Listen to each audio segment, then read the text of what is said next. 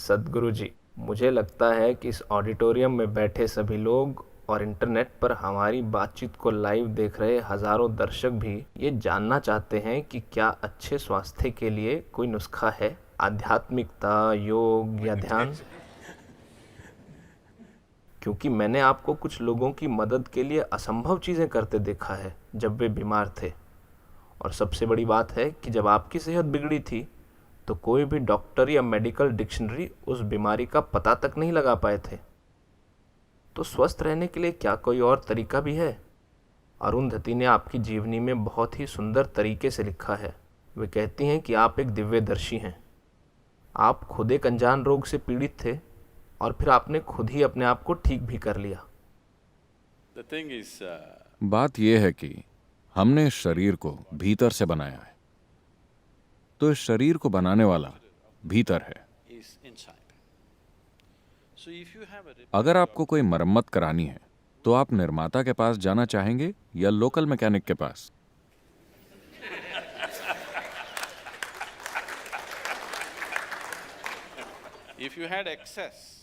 अगर आपकी पहुंच हो तो आप निर्माता के पास ही जाना चाहेंगे। अगर आपकी पहुंच नहीं है तो आप मरम्मत के लिए लोकल मैकेनिक के पास जाएंगे।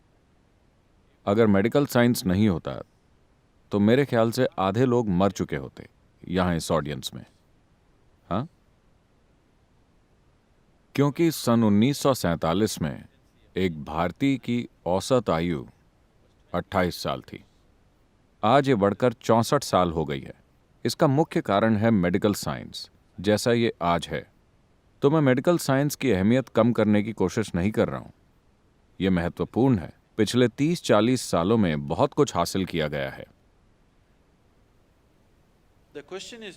सवाल बस ये है, अगर आपके पास उस स्रोत तक पहुंच होती जिसने इस शरीर का निर्माण किया है, तो निश्चित रूप से हर उस समस्या को संभाला जा सकता है जिसे आप शरीर में भीतर से पैदा करते हैं। बीमारियां दो तरह की होती हैं, संक्रामक और पुराने रोग।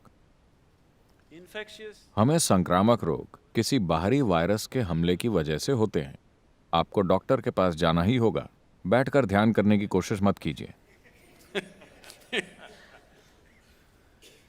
लेकिन इस धरती पर 70% बीमारियां खुद की बनाई हुई हैं। मैं खुद की बनाई हुई इसलिए कह रहा हूं क्योंकि ये भीतर से पैदा हुई हैं। तो जो चीज आपके भीतर से पैदा हो रही है उसे बड़ी आसानी से आपके भीतर ही ठीक किया जा सकता है। आपके पास जो कुछ बाहर से आता है उसके लिए आपको बाहरी मदद चाहिए। अगर आपको किसी जीवाणु से लड़ना है तो आपको दवा चाहिए। तो बाकी सारी लगभग 70% बीमारियां खुद की बनाई हुई हैं। आपका शरीर आपके खिलाफ काम क्यों करेगा? यह शरीर दरअसल स्वास्थ्य के लिए प्रोग्राम किया गया है। इस शरीर की हर कोशिका को स्वस्थ रहने के लिए प्रोग्राम किया गया है। यह आपके खिलाफ क्यों काम करेगी? क्योंकि कहीं ना कहीं आप इसे खुश नहीं रख रहे हैं। अगर सरल तरीके से कहें, आपका अपना परिवार आपके खिलाफ क्यों होगा? कहीं ना कहीं वो आपसे खुश नहीं है ना? वो आपसे खुश नहीं है, आप कुछ ऐसा कर रहे हैं।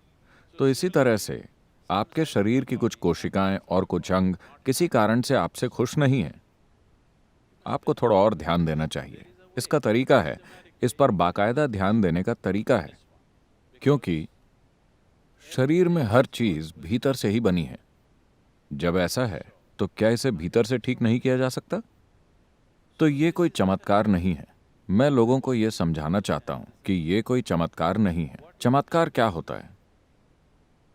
मान लीजिए कि आप नहीं जानते कि बिजली क्या होती है। मैं यहां आया, मैंने बस दीवार के उस हिस्से को दबा दिया और चारों ओर रोशनी हो गई। आपको क्या लगा कि मैं कौन हूं?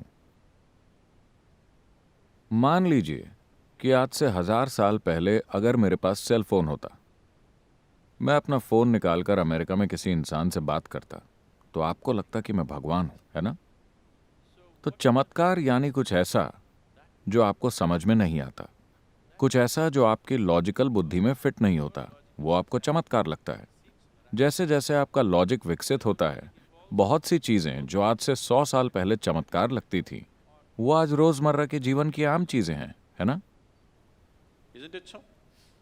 तो ये कोई चमत्कार नहीं है, ये बस आपके अपने शरीर की और जिस तरह से ये बना है उसकी एक ज्यादा गहरी समझ है। तो ये ऐसी चीज है जिस पर हमें ध्यान देने की जरूरत है।